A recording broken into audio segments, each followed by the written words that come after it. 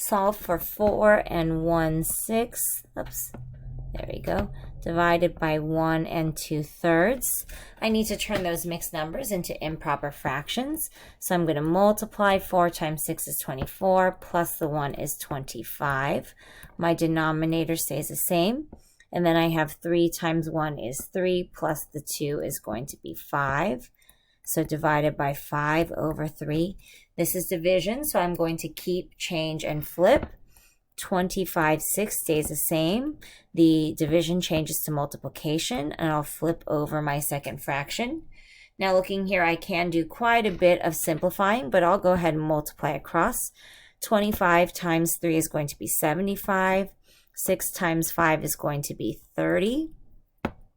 I know I can divide out a 5 out of both of these.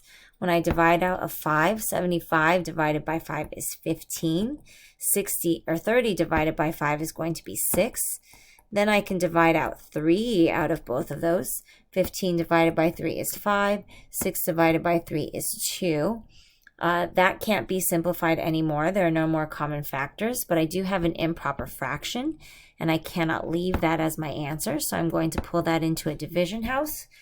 2 goes into 5 2 times. 2 times 2 is 4. Subtract, I get a 1. We don't do remainders, and we're not doing decimals, so I'm going to bring that 1 up to the top of my fraction, giving that a denominator of 2. So my answer is 2 and 1/2.